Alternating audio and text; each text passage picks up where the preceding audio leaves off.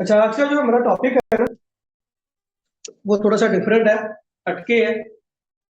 मतलब इस तरह का लेक्चर या टॉपिक और चीजें मेरा नहीं ख्याल कि आप लोगों ने आज से पहले की होंगी। तो थोड़ा सा इसको देख लीजिएगा, क्योंकि इसमें से पेपर के बहुत सारे एमसीक्यूज आते होते हैं। ठीक है।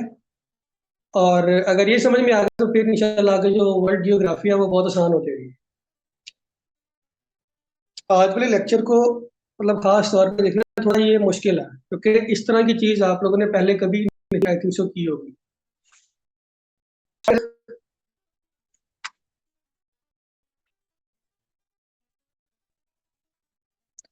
एक मैप बनाते हो, दुनिया का नक्शा कुछ इस तरीके से।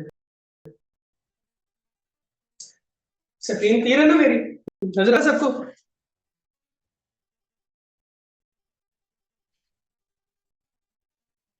नजर आ रहा है ना सबको?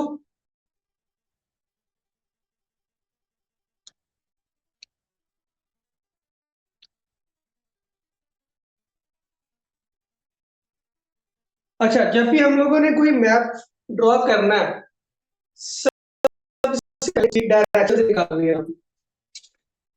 सबसे ऊपर नॉर्थ,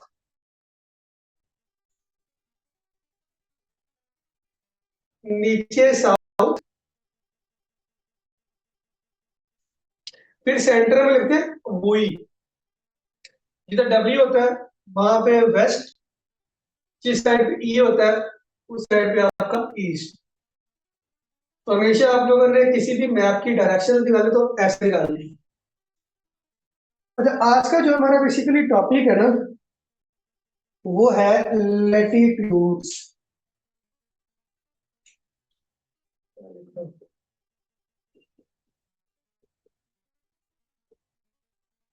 लेटीट्यूड, इसको पेपर में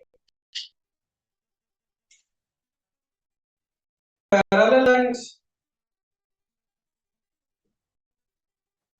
या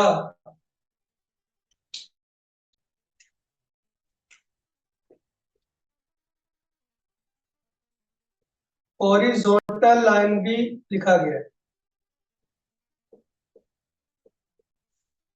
ये बेसिकली हमारा आज का टॉपिक है, लेटीट्यूड्स। इसको पैरेलल लाइन भी बोलते हैं, हॉरिजॉन्टल लाइंस भी बोलते हैं। ठीक हो गया? अब ये बेसिकली होती क्या है और हमारे किस काम आती है, वो सारी चीजें जो है आज हम लोग देखेंगे। ये दुनिया है ना आपकी सारी, ये दुनिया लक्ष्य है। तो इसका पॉइंट भी होगा। ठीक है। सेंटर हम लोग क्या करते हैं, एक लाइन ऐसे मिला देते हैं।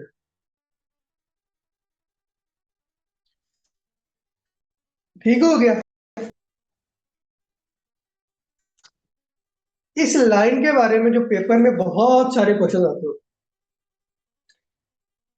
पहली चीज वो ये पूछता है कि इस लाइन का एंगल कितना है, ये लाइन कितने एंगल पे है। इसका बेसिकली है 0 डिग्री। 0 डिग्री एंगल पर आपकी लाइन है, और इस लाइन का नाम है, इस लाइन को हम लोग बोलते हैं इक्वेटर। पेपर में बहुत दफा पूछा होता है कि कौन सी कंट्री से इक्वेटर पास होता है।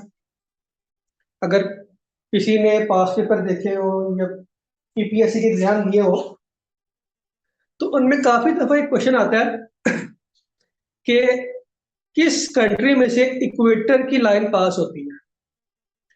बेसिकली इक्वेटर क्या है, वो ये लाइन है 0 डिग्री एंगल पे जो फॉल कर रही है। ठीक है। इसके बारे में क्वेश्चन बनते हैं। अब ये बेसिकली है क्या, गूगल मैप के ऊपर जो आपकी लोकेशंस आती हैं, जो हम लोग गूगल मैप पे लोकेशन वगैरह यूज करते हैं ना, उस चीज में ये लाइंस यूज होती है। इन लाइंस को यूज करके हम किसी की भी लोकेशन और वो सारी चीजें फाइंड आउट कर सकते हैं। वो भी मैं आगे सारा एक्सप्लेन करता हूँ। ठीक है, तो ये बेसिकली इस तरह लाइनें है नहीं, इमेजिन किया हुआ साइंसदानों ने इस तरह की लाइंस हैं, ऐसा नहीं है। ये आपका जितना भी प्रोसेस होगा वो सारा इमेजिनरी है। यहाँ तक क्लियर हो गया? अगर किसी का कोई सवाल है तो मेरे से पूछ ले, फिर हम लोग आगे चलते हैं।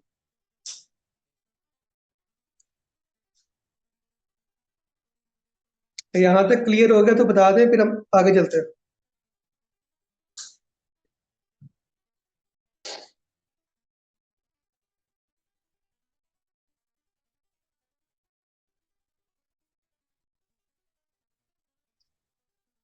हमारे पास एक दुनिया नक्शा है, ठीक है। तो कोई ना कोई इसका सेंटर पॉइंट भी होगा। उस सेंटर पॉइंट में से हमने एक लाइन ड्रॉ की है।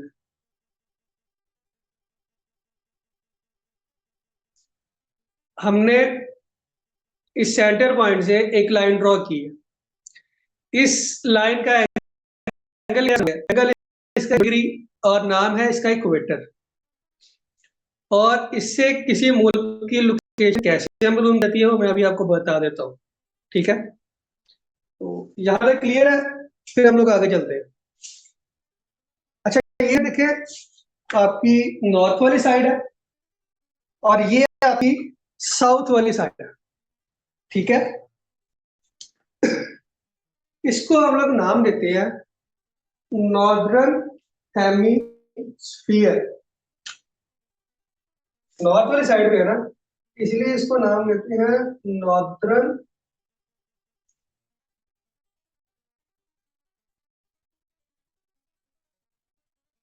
हेमिस्फीयर,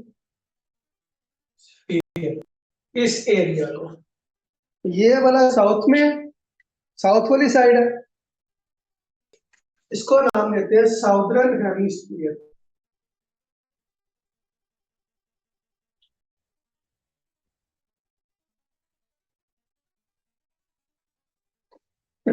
साउदर्न हेमिस्फीयर, ठीक हो गया? ये भी एग्जाम में क्वेश्चन आता होता है कि पाकिस्तान कौन से जोन में आता है, साउदर्न में या नॉर्दर्न। तो पाकिस्तान बेसिकली, ये आप लोग लिख लें, पाकिस्तान नॉर्दर्न हेमिस्फीयर में आता है। ये पास्ट पेपर का क्वेश्चन है और बहुत दफा पूछा भी गया है कि पाकिस्तान किस जोन में है, साउदर्न में या नॉर्दर्न में। तो नॉर्दर्न वाली साइड पे है पाकिस्तान, ये आप लोग लिख लीजिए। ठीक है, आगे चले। कुछ लाइन यहाँ पे भी और डिस्कस करनी है।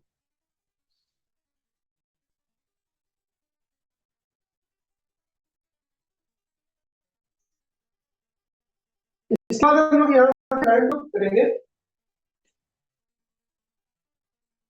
23.5 डिग्री एंगल पे।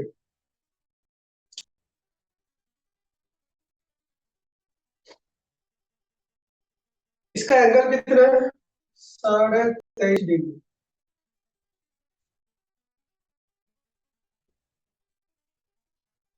23.5 डिग्री है एंगल पर एक लाइन है हमारे पास, और इस लाइन का नाम है ट्रॉपिक ऑफ कैंसर।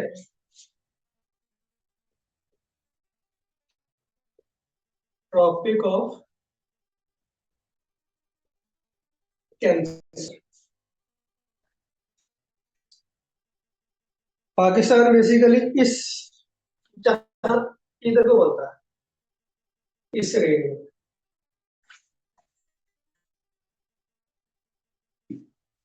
ठीक होगा? पेपर में उन्होंने ये भी पूछा हुआ है कि पाकिस्तान कौन सी है, साउदर्न और नॉर्दर्न एक है ना, कौन सी जोन में? तो ट्रॉपिक ऑफ कैंसर में, याद रखिएगा, ट्रॉपिक ऑफ कैंसर में है पाकिस्तान। यहाँ तक क्लियर है? आगे चले।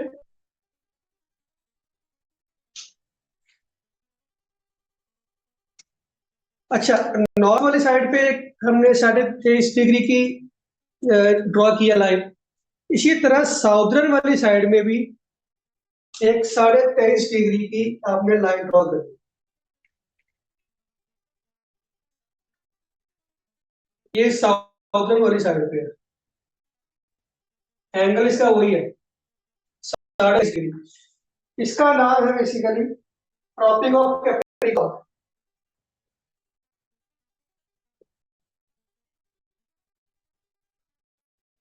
Tropic of capricorn. नॉर्दर्न वाली साइड पे ट्रॉपिक ऑफ कैंसर और साउदर्न वाली साइड पे है आपकी ट्रॉपिक ऑफ कैप्रिकॉर्न। यहां तक क्लियर हो गया सबको? तो मुझे बता दें, फिर हम आगे चलते हैं।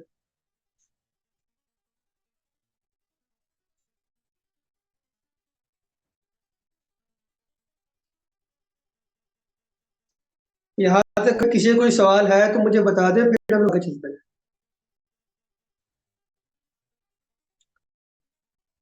वीडियो सबको मेरी क्लियर है?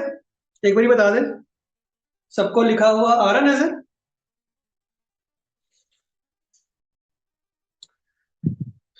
एक बार मैसेज करके बता दें वीडियो क्लियर है सबको। बच्चे आप अपना एक बार नेट चेक कर लें, मुझे लग रहा है आपके नेट पे कोई प्रॉब्लम है। चले आगे चलते हैं।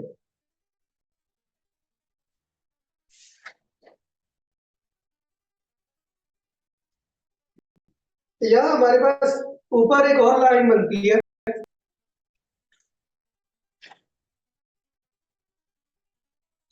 इसका एंगल है 66.5 डिग्री। 66.5 डिग्री एंगल है इसका, और इसका नाम है आर्किटिक लाइन। अगर पिछला लेक्चर आपको याद हो, तो यहां पर हमने लिया था आर्किटिक ओशन। किसी को याद है? आर्कटिक ओशन हमने यहाँ पे लिया था ना, तो उसी के नाम पे यहाँ पे आर्कटिक लाइन है। ठीक है। और अगर लास्ट वाला टॉपिक किसी के माइंड में हो, तो यहाँ पर हमने एक ड्रॉ किया था कॉन्टिनेंट। यहाँ पर याद आ रहा है किसी को?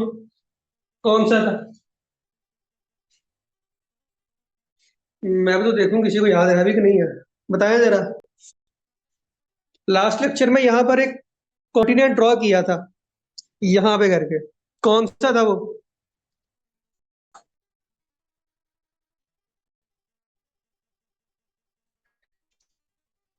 कुछ भी बोले, अंटार्कटिका। ठीक है जी, मतलब याद है।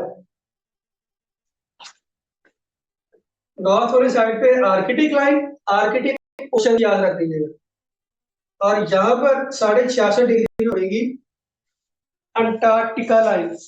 अंटार्कटिक लाइन अंटार्कटिक ओशन से से आती है अंटार्कटिक लाइन। इसका एंगल भी 66.5 डिग्री साउथ का। ठीक हो गया?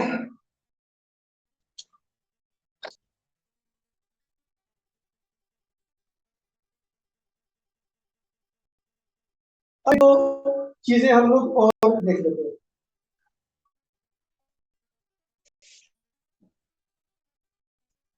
पेपर में क्वेश्चन आता है कि पाकिस्तान कौन से जोन में है। मतलब कभी कभार उसकी लाइन पूछ लेता है, कभी कभार हेमिस्फीयर पूछ लेता है, और बार दफा उसका जोन पूछ लेता है। ये सारे अलग अलग क्वेश्चन है, इनको याद रखिए। ठीक है।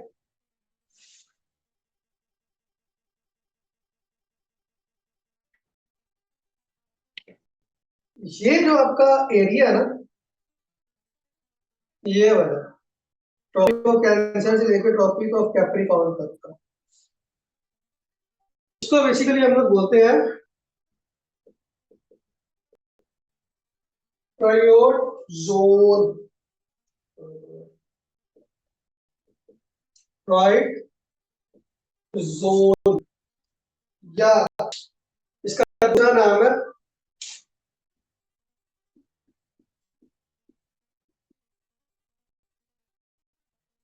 Tropical zone. ये जो मैंने हाईलाइट किया है ना एरिया, ट्रॉपिक ऑफ लेके ट्रॉपिक ऑफ कैप्रिकॉर्न तक, ये जितना आपका एरिया है, ये सारा क्या कहलाता है? ट्रायोड जोन या ट्रॉपिकल जोन। ये भी क्वेश्चन पेपर में आया हुआ है कि पाकिस्तान कौन से जोन में है। ऑप्शन में उन्होंने ये लिखा हुआ था ट्रायोड जोन, और एक ऑप्शन में उन्होंने ये लिखा हुआ था, मतलब एक और एग्जाम में ना, तो दोनों नाम यूज हुए हुए हैं। तो ये इसको आप लिख लीजिएगा। ठीक हो गया?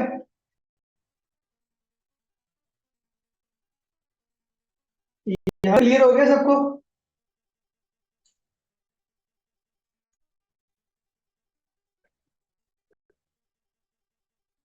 अच्छा, ऊपर वाली रेंजों के भी कुछ ना कुछ नाम है, वो मैं लिख रहा हूँ। ये जो ब्लैक से किया है, इसका नाम ये लिखा हुआ है, तो ये मैं कैंसिल कर रहा हूँ यहाँ पे। ये वाला जो है, इसको बोलते हैं, क्या लिखा हूँ नीचे, नॉर्दर्न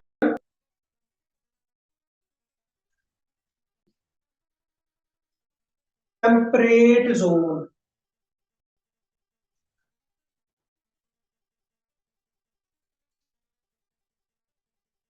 ट्रॉपिक ऑफ कैंसर से लेके आर्कटिक लाइन तक की जो आपकी रेंज है, इसको हम लोग बोलते हैं नॉर्दर्न टेम्परेट जोन। ये सारा कुछ जो मैं आपको लिखवा रहा हूँ यहाँ पे लिखना है। ये मैं अपने पास से कुछ नहीं बता रहा, ये सारे पेपर में क्वेश्चन आए हुए हैं, और ये बहुत मुश्किल टॉपिक है। और इस तरह से ये कोई भी आपको नहीं समझाएगा कि इतनी डिटेल से और ये सारा कुछ बना के।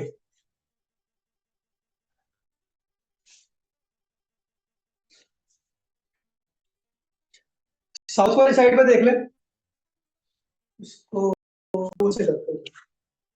ये वाला जो एरिया,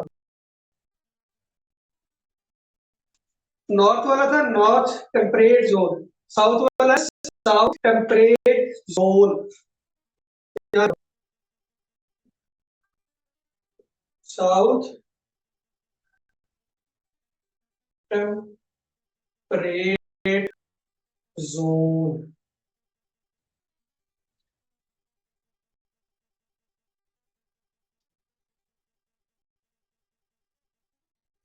ये यहाँ तक है, ट्रॉपिक ऑफ कैंसर से लेके आर्कटिक लाइन के ऊपर ऊपर तक। ये जो अंटार्कटिका वाली लाइन है ना, इसका एक अलग से नाम है। ये जो आपका एरिया है, इसको बोलते हैं पोलर जोन। ये मैंने अलग अलग हाईलाइट किए हैं, इसीलिए ताकि आपको समझे। ये सबने लिख लिया, समझ आ गया? अगर यहाँ तक किसी को मसला तो पूछ ले, फिर हम लोग आगे चलते हैं। मैं इसको रेज कर रहा हूँ। यहाँ तक सबने लिख लिया, मुझे बता दें, और अगर किसी का कोई सवाल है तो अभी पूछ ले।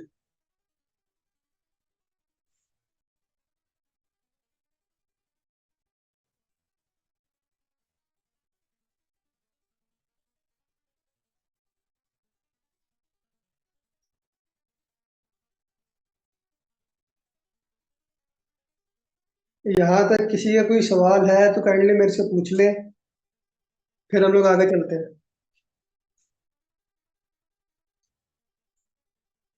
सबने लिख लिया ये?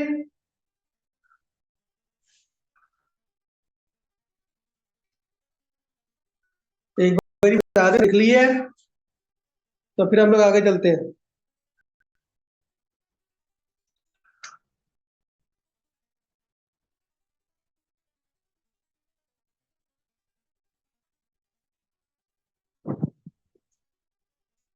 किसी का यहाँ तक कोई सवाल है तो वो मुझे काइंडली बता दे।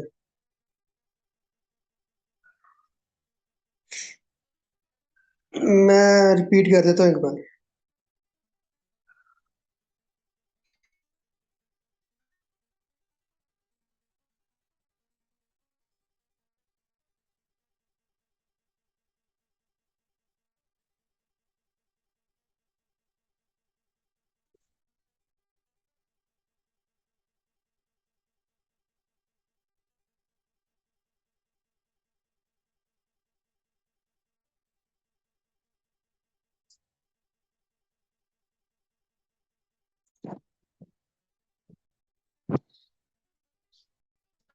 अच्छा, ट्रॉपिक ऑफ कैंसर कॉप्रिकॉर्न को दोबारा देख लें।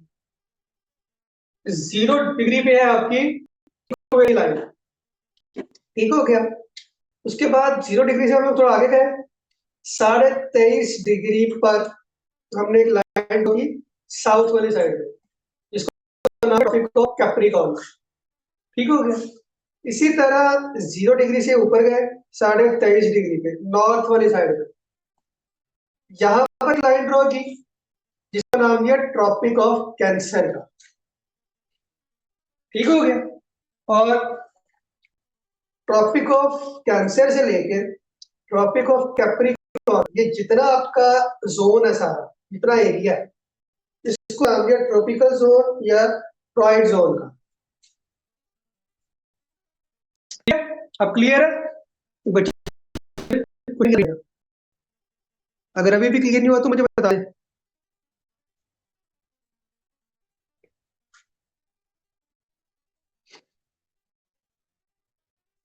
आगे चले,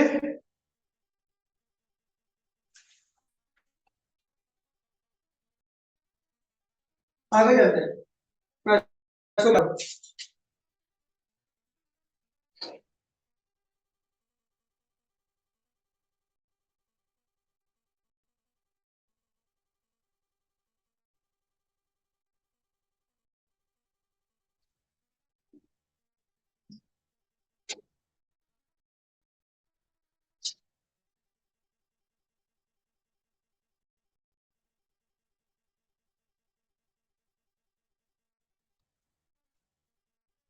पेपर में क्वेश्चन आता था 1 degree latitude is equal to, आगे ऑप्शन दिए होती है कि कितने किलोमीटर के बराबर है, ठीक है। ये बेसिकली 112 किलोमीटर के इक्वल है,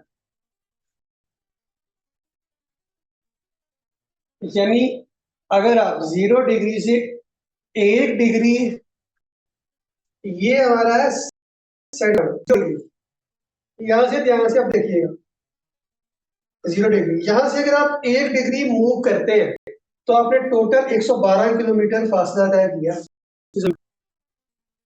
इस चीज का ये मतलब 0 डिग्री से अगर आप 1 डिग्री पे मूव करते हैं, जमीन के ऊपर आपने 112 किलोमीटर फासला तय किया है। क्लास एंड होने वाली है तो सेम लिंक से वापस रीज्वाइन हो गई है। 5 मिनट के अंदर सब लोग जब क्लास एंड हो तो वापस जल्दी से रीज्वाइन होगा, ठीक है। अच्छा, अब ये वैल्यू हमारे पास आई कहां से, ये भी देख एक बार।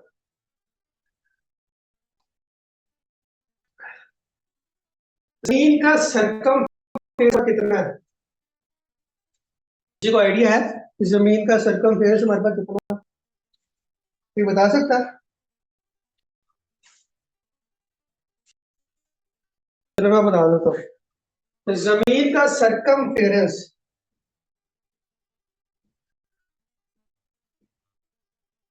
ये भी एमसीक्यू आया हुआ है।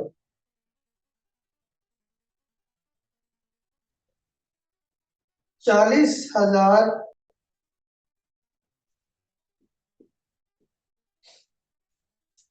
और 75 है। 40,000 75, अगर आप इसको राउंड ऑफ करेंगे तो ये आ जाएगा 40,000 किलोमीटर। इस तरह से याद रखना, 40,000 किलोमीटर। जमीन का सरकमफेरेंस आपके पास कितना है? 40,000 किलोमीटर। अब ये वैल्यू आई कहाँ से है वो भी देख लो, बता देता हूँ। सर्कल के सरकमफेरेंस निकालने का फॉर्मूला क्या है? किसी को थोड़ा बहुत मैथ आता है तो मुझे बता दें, नहीं आता तो देख ले। सर्कल के सरकमफेरेंस का फॉर्मूला होता है 2 पाई। ठीक है, टू ऐसी आ जाएगा। पाई की वैल्यू आपकी होती है 3.14। R radius, radius of Earth कितना? तो ये आपके पास फिक्स वैल्यू होती है 6371। इन तीनों को मल्टीप्लाई करें, मुझे आंसर बताया क्या आ रहा है आपके पास? इन तीनों को मल्टीप्लाई करके मुझे आंसर बताया जल्दी से।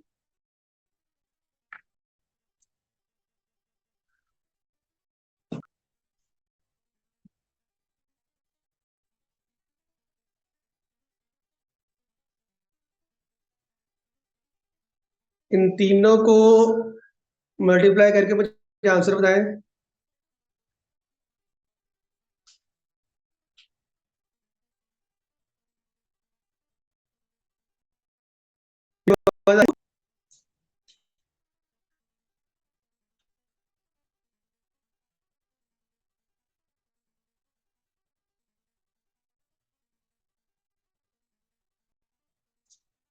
इसको मल्टीप्लाई करें,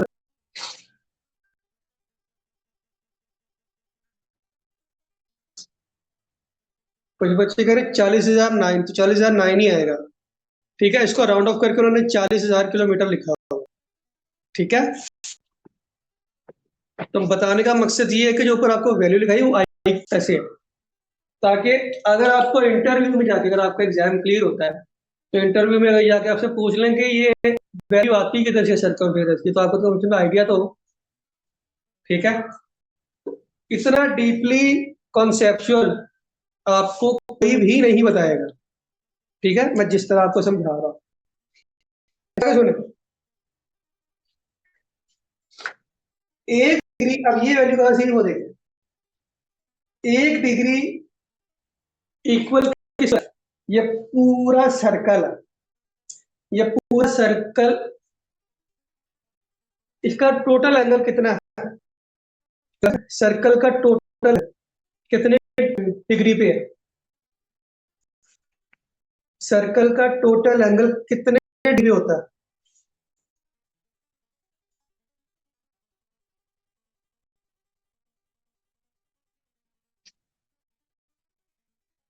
सर्कल का टोटल एंगल 360 डिग्री होता है,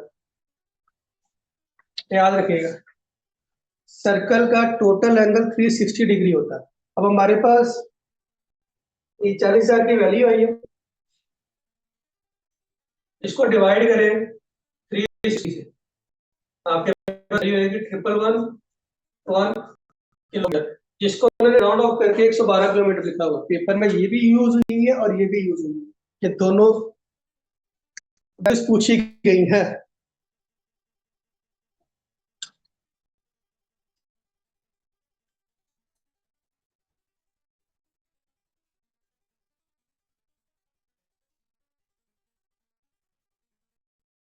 इसको क्लियर है?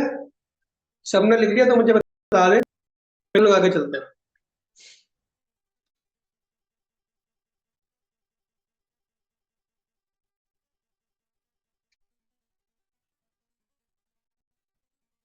सबको क्लियर है? सबने लिख लिया है? किसी का कोई सवाल यहाँ तक है तो मुझे बता दें, फिर हम लोग आगे चलते हैं। एक छोटा पॉइंट और गया, वो क्लास ऑफ होती है। बच्चे आपने एक डिग्री की वैल्यू निकालनी है ना, तो आपका सर्कल, इसको आप उसके ऊपर डिवाइड, मैथ का रूल होता है, अगर हमें कोई एक एक निकालनी है ना तो हम उसको डिवाइड करते हैं, अगर ज्यादा चीजें निकालनी हो तो हम उसको मल्टीप्लाई करते हैं। मैथ का ये रूल है। तो हमने एक डिग्री की वैल्यू निकालनी है ना, कि अगर हम एक डिग्री की वैल्यू निकालें तो कितना किलोमीटर आएगा, तो उसको निकालने के लिए हमने उन दोनों को डिवाइड किया। ठीक है, अब क्लियर हो गया। हमें एक चीज चाहिए तो एक चीज के लिए हमेशा हम लोग डिवाइड करते हैं, ये मैथ का रूल है। अगर ज्यादा निकालनी हो तो हम उसको मल्टीप्लाई करते हैं।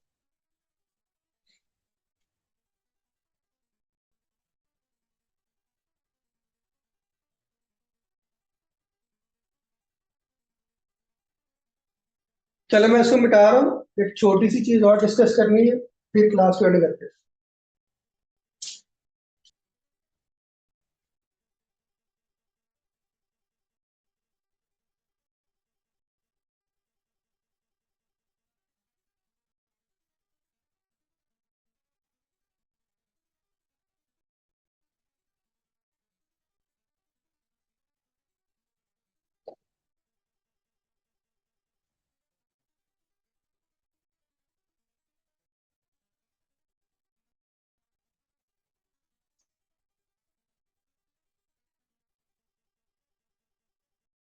बस मेरे पास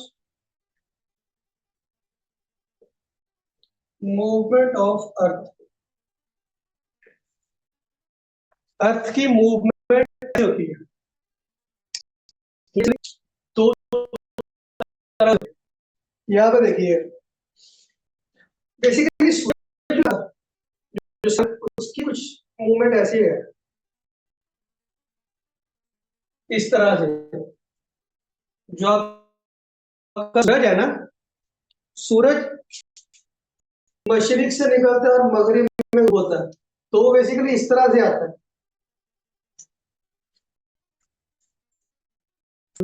सुबह को अगर आप देखेंगे तो यहाँ पे होगा, शाम को आप देखेंगे तो यहाँ पे होगा सूरज।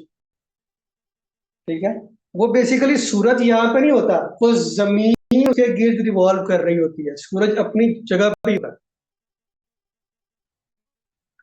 ठीक है, इसकी मिसाल आप लोग ऐसे ले लें कि अगर आप लोग कहीं सफर कर रहे हैं अपनी गाड़ी में या ट्रेन में, तो आप देखेंगे कि जब फुल स्पीड से ट्रेन आ रही होगी तो आपको ऐसा लगेगा कि जो बाकी बाहर वाली चीजें हैं वो मतलब दूर जा रही है, पीछे जा रही है हमसे, ऐसे होता है ना। तो बेसिकली वो दूर नहीं जा रही होती, हम लोग मूव कर रहे होते हैं, वो अपनी जगह पे ही होती है। इसी तरह आपकी जमीन मूव कर रही होती है, सूरज अपनी जगह के ऊपर ही होता है। ठीक हो गया, तो ये दो तरह की मूवमेंट, रोटेशन और एक को बोलते हैं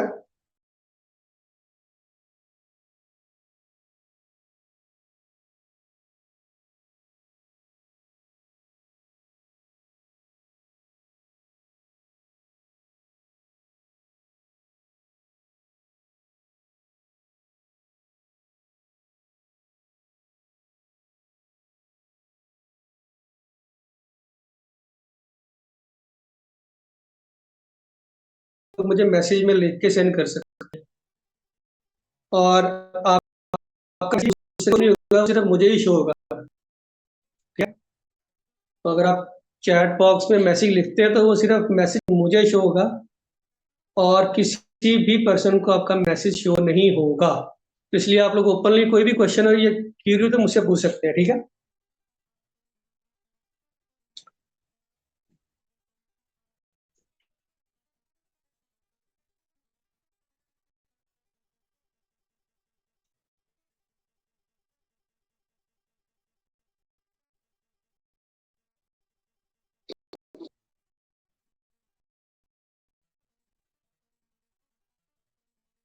सब लोग आ गए, स्टार्ट करें। अब मैं चेक कर लूँ।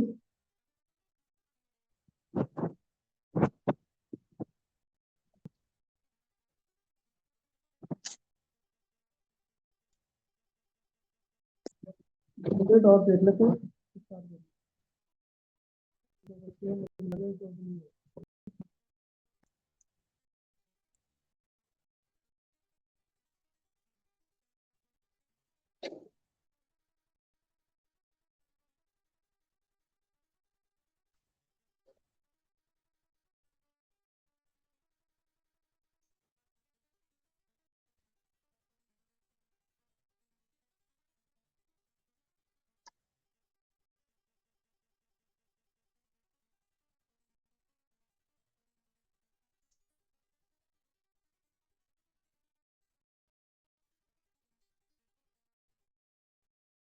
चलो, रोटेशन और रेवोल्यूशन में क्या फर्क है, ये चीज देखनी है। रोटेशन होती है, ये देखिएगा, नजर आ रहा, अपने एक्सिस के गिर्द घूमना, इस तरह से, जो रोटेशन, चीज के चक्कर काट रहा, रोटेशन और रेवोल्यूशन में ये डिफरेंस है।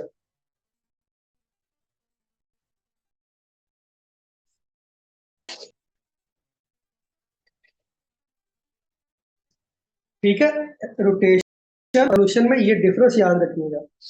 अब बेसिकली जमीन के होती है ना, जिसे ये आपको लगता है कि सूरज सुबह यहाँ पे था, शाम को यहाँ पे,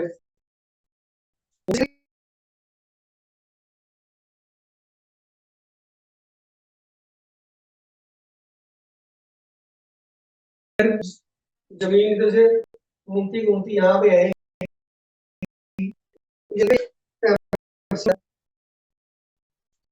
तो वेस्ट से ईस्ट,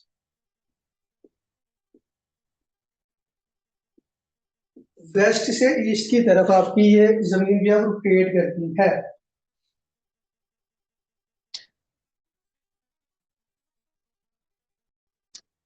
और इसको रोटेट करने में कितना टाइम लगता है, ये लगता है 23 घंटे 56 मिनट और 4 सेकंड, जिसको राउंड ऑफ करके कहते हैं 24 आवर्स। और ये रोटेशन किस फॉर्म में होती है, ये भी पेपर का क्वेश्चन है कि किस फॉर्म में आपकी रोटेशन होती है जमीन। तो ये होती है डे एंड नाइट्स की फॉर्म में, डे और नाइट्स।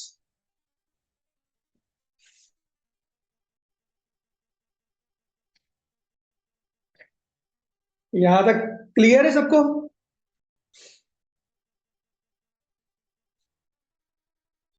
यहां तक सबको हो गया क्लियर रोटेशन का?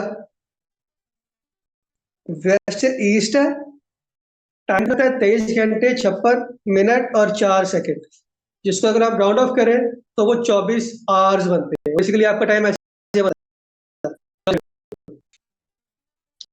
है, और ये in the form of day and nights में होती है।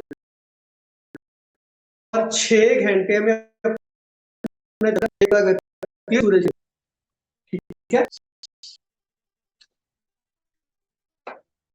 इस पर आप 6 को मल्टीप्लाई करो 4 के साथ, 24, यानी 4 सालों के बाद 24 घंटे, 24 घंटे का मतलब है एक दिन।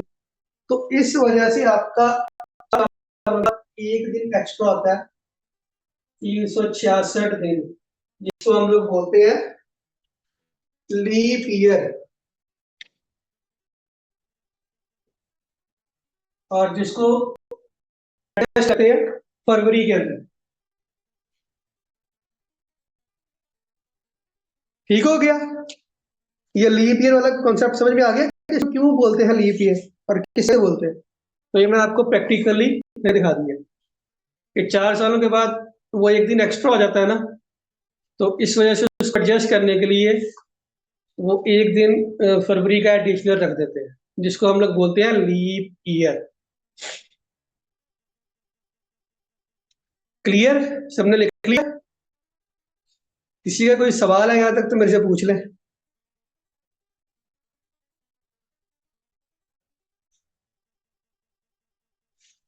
4 साल है बेटा,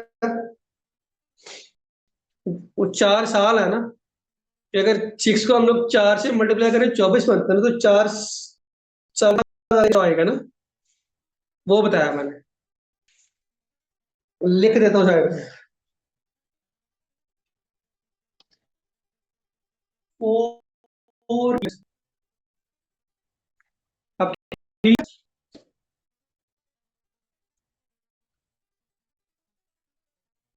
क्लियर? 4 साल बाद ही क्यों होता है वो? इसलिए 4 साल बाद आता है क्योंकि वो 4 साल बाद ही अपना एक दिन उसका extra होता है। पेपर में क्वेश्चन आया होता है इस तरह से यहाँ पर लिख रहा हूँ कि इसमें से कौन सा साल लीप ईयर नहीं है, कौन सा साल लीप ईयर नहीं है, मैं इरेज कर रहा हूँ, ये मुझे आप लोगों ने नहीं बताना है, ठीक है। Which is not a leap year.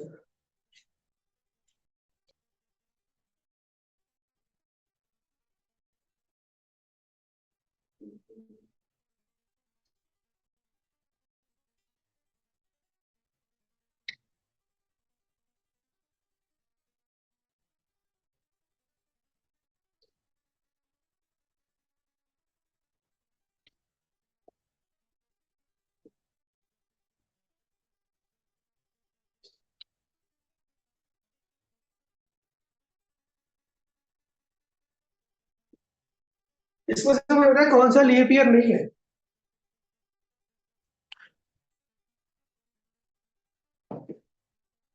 इसमें कौन सा साल लीप ईयर का नहीं है।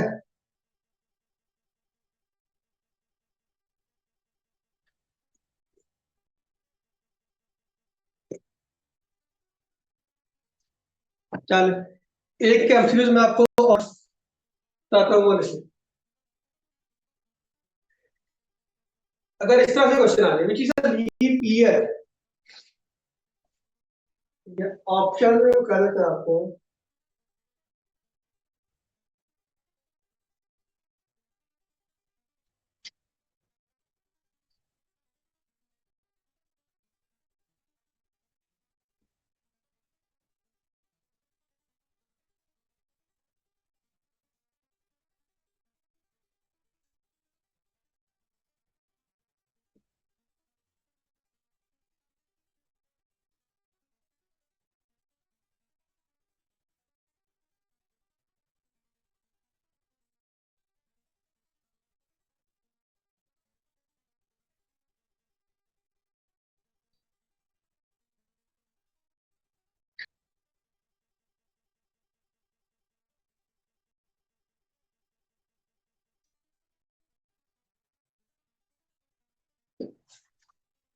अब बताए इसमें से कौन सा साल आपका लीप ईयर का।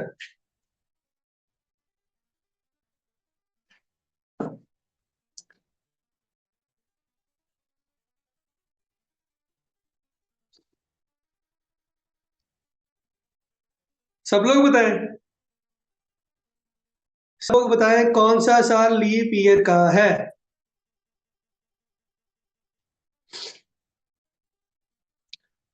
बता दे, सही हो गलत हो आइडिया दो मुझे, सब लोग बताएं। और आपके मैसेज किसी दूसरे को शो नहीं होंगे, सिर्फ मुझे शो होंगे, इसलिए सब लोग बता दें मुझे।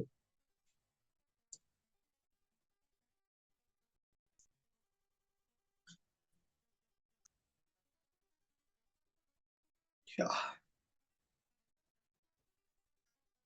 मैं सबका देख रहा हूँ, जो जो बोल रहे हैं मैं एंड पे आपका बता दूंगा।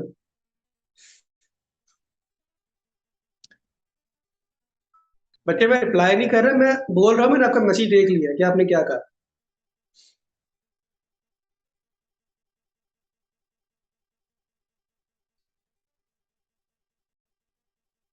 अच्छा यहाँ पे आके बच्चे फंसते हैं इस तरह के एमसीक्यूज में कि क्या होगा। तो अगर कॉन्सेप्ट वाइज किया होगा ना तो कभी भी नहीं बोले। अभी मैंने एमसीक्यूज दिया था कि कौन सा साल आपका लीप ईयर का नहीं है, ठीक है, तो उसमें सबने आंसर नहीं दिया क्योंकि उसमें साल का गैप क्लियर था। इसमें आप लोगों को अब साल की समझ नहीं आएगी कि गैप कौन सा कितने का है। 2024 का साल आप लोगों ने देखना है, लीप ईयर का था 2024, क्या है 2020 उससे 4 साल पीछे है, 2016 उससे 4 साल पीछे है, 2012। सिर्फ एक बच्चे ने ठीक आंसर दिया 2012 का, बाकी का गलत है। मोस्टली ने 2014 बोला हुआ था, 2014 और 2022 यूज करें ना कि 24 लीप ईयर है, तो 24 से 4 साल पीछे जाएंगे तो 2020 आ जाएगा, तो 22 तो खत्म हो गया ना।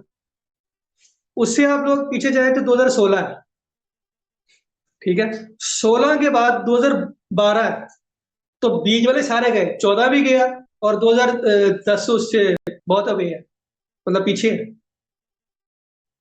12 से अगर आप पीछे जाएंगे तो 2008 आ जाएगा। इस तरह से आप लोगों ने सीक्वेंस वाइज याद रखने हैं ईयर्स को। ये पेपर में इसी तरह के एमसीक्यूज आते हैं जो आप लोग करके आते हो कंफ्यूजन में, तो ये काम नहीं करना। ठीक है, रट्टा नहीं लगाना, कॉन्सेप्ट वाइज ये इतनी डिटेल समझाने का मकसद यही था कि आपको सारी चीजें क्लैरिटी के साथ क्लियर हो जाए, ताकि आप लोग पास्ट पेपर पर पढ़ के परेशान ना हो कि ये चीज कैसी है, कहाँ से आई है, इसका आंसर क्या नहीं बनेगा। इस तरह से किया होएगा ना, तो कभी भी आपका आंसर गलत नहीं होगा, आप आंखें बंद करके उसके एमसीक्यूज पे लगा सकते हो टिक।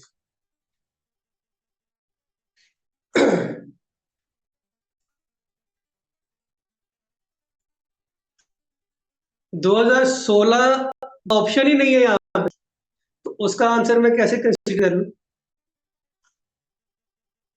2016 की तो ऑप्शन ही नहीं मैंने दी हुई। जो ऑप्शन है उसमें से बताना है ना कि कौन सा लीप ईयर है।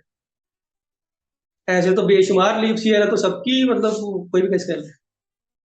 जो आपने बच्चे ऑप्शन दिया उसी में से बताना है, ठीक है। हाँ, ये आपकी गलती है कि जो आपको लीप ईयर याद है ना, उसके आगे पीछे फिर देख ले, 4 साल का गैप रख। ये एक आसानी हो सकती है, जोन सा भी लीप ईयर आपको याद हो, उसके आगे पीछे 4 साल का गैप रख के आप लोगों ने इस तरह से एमसीक्यू याद कर लेने। किसी का कोई सवाल है तो मुझे बताएं। जो हमारी नेक्स्ट क्लास जियोग्राफी की, उसमें अच्छा ये हम लोगों ने की थी हॉरिजॉन्टल लाइंस, जो नेक्स्ट क्लास होगी उसमें करेंगे वर्टिकल लाइन। उसमें मैं आपको बताऊंगा टाइम का भी, आपका जो टाइम जोन है ना, कि उनका 4 घंटे आगे क्यों है, उनका 6 घंटे पीछे क्यों है, ठीक है। तो डे और नाइट का डिफरेंस क्यों आता है, वो सारी बातें मैं आपको बताऊंगा। अच्छा, इसमें मुझे एक और चीज याद आ गई है, वो सुन ले। यहाँ से हम लोग फर्ज कर लेते हैं यहाँ पे आपका पाकिस्तान है, तो एक बंदे ने या मुल्तान से जाने जाना, फर्ज कर ले, या बहावलपुर से उसने आना है झांग आना है। फर्ज कर रहा हूँ, एग्जाम्पल, बहावलपुर से जो लाइन आप क्रॉस हो रही है वो हो रही है ऑलमोस्ट 30 डिग्री, एग्जाम्पल दे रहा हूँ, फर्ज कर रहा हूँ सिर्फ। झांग से निकल रही है 30 डिग्री, तो दोनों शहरों के दरमियान फासला कितना होगा, बता सकते हैं कोई? अभी मैंने चीज बताई थी 112 किलोमीटर, इसको माइंड में रखें, ये 1 डिग्री पे है, तो यहाँ पे हमारे पास फर्क है 4 डिग्री का, 4 डिग्री का फर्क है ना।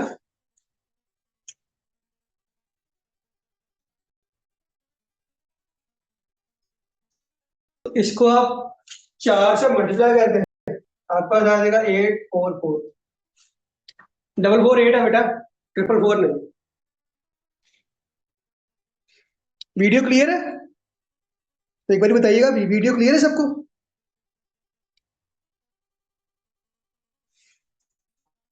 111 किलोमीटर भी होता है और 112 किलोमीटर का भी। वीडियो सबके पास क्लियर है? आप एक बार अपना इंटरनेट चेक कर लो बच्चे। 111 किलोमीटर भी आपका होता है और पेपर में 112 किलोमीटर की भी ऑप्शन दी गई है, तो दोनों एंगल से पूछ सकता है, इसलिए मैंने 112 का कहा। पेपर में वैसे जो ज्यादा यूज हुआ है वो ये यूज हुआ है फिगर 112 मीटर का। अगर कैलकुलेशन वाइज भी मैंने 111 आपको भी निकाल के दिया है, ठीक है। कैलकुलेशन वाइज अगर आप देखो तो 111 ही आपके पास आता है। वो मैंने सरकमफेरेंस का आपको लिखवाया था अभी कि 40,000 समथिंग है, लेकिन पेपर में उसने क्या किया हुआ है, 40,075 की ऑप्शन भी दी हुई, तो वो तो है ही। अगर कैलकुलेशन के भी आप देखो तो 40,009 आता है, लेकिन पेपर में उसने ये भी यूज किया इसको ठीक किया हुआ। इस तरह से अगर ओरिजिनल ऑप्शन ना हो तो आपने आगे पीछे वाली देखनी होती है कि उसके नियर कौन सी ऑप्शन है। ठीक है, आप लोग पीपीएससी लेवल की तैयारी कर रहे हैं तो इसलिए थोड़ा सा मार्जिन आपको रखना पड़ेगा। मतलब ए टू जेड आप सब वो उसी को नहीं याद रख लेना कि जो है बस यही है खत्म है, ऐसा नहीं होता। थोड़ा सा आपको मार्जिन रखना पड़ता है इस एग्जाम में, इस लेवल पे आके। अच्छा, नेक्स्ट क्लास में नहीं, नोट्स और पीडीएफ जो है वो मेरे नहीं होते। मैं जो लिखवाता हूँ ये आप लोगों ने लिखने अपने पास। मुझे आप लेफ्ट करके तो रीज्वाइन कर लो अगर आपकी वीडियो नहीं चल रही। आप क्लास लेफ्ट करके दोबारा ज्वाइन हो जाए। मेरे नोट्स और पीडीएफ वगैरह नहीं होती। मैं जो क्लास में लिखवाता हूँ ये आपने लिखना होता है। मैं किसी को भी नोट्स या पीडीएफ प्रोवाइड नहीं करता, ये मेरा असूल है। ठीक है, तो क्योंकि नोट्स आप लोगों ने खोले ना खोले वो एक एक था उसका। तो यहाँ पे मैं से लिख रहा हूँ तो आप लोग भी तो लिखे ना। मैं पिछले 1 घंटे से खड़ा होकर मुसलसल पढ़ा रहा हूँ, बोल रहा हूँ, सारा लिख रहा हूँ, तो आप लोग बैठ के इजीली लिख सकते हैं ना। कि अब इतना काम भी नहीं आप लोग कर सकते। आप लोग एग्जाम की तैयारी कर रहे हैं, सीट निकालनी है आप लोगों ने अपनी, तो थोड़ी सी एफर्ट आप लोगों को भी अपनी करनी पड़ेगी।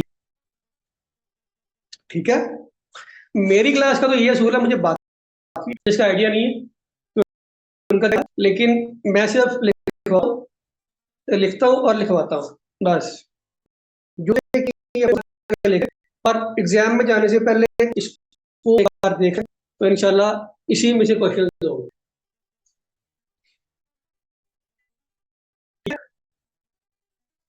क्योंकि मेरे जो नोट्स है ना वो आप लोगों को समझ में नहीं आने वाले।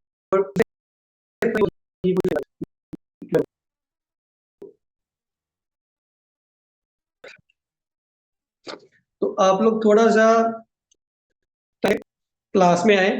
अगर क्लास पॉसिबल नहीं है, इंटरनेट इश्यू है, कुछ भी है, तो आपको रिकॉर्डेड लेक्चर मिल जाए। तो आप लोग उसमें देख के अपने notes याद खुद से और उनको साथ साथ याद भी करते रहे। ठीक है, खासतौर पे जियोग्राफी और दूसरा मेरा लेक्चर होगा इंडो हिस्ट्री का। 2 लेक्चर मैं लूंगा लोगों के। बाकी के लेक्चर आपके बाकी के टीचर्स और भी हैं वो लिया करेंगे। तो आई थिंक 2 दिन बाद मेरी होगी क्लास आप लोगों के साथ इंडो पाक हिस्ट्री की और जियोग्राफी और इंडो पाक हिस्ट्री। पूरे वीक में एक एक लेक्चर हुआ करेगा इनका। और इनका जो टेस्ट रहेगा वो फ्राइडे को होगा। ठीक है, फ्राइडे और सैटरडे को टेस्ट लूंगा। और टेस्ट जो क्लास में हम लोगों ने डिस्कस किया आपका टेस्ट में से आएगा। थोड़ा सा पास पेपर में से होगा, थोड़ा सा और बाकी सारा इसमें से आएगा। इसलिए आप लोगों को नहीं कहना कि सर हमें आपने मटेरियल नहीं दिया, हमें आपने बताया नहीं।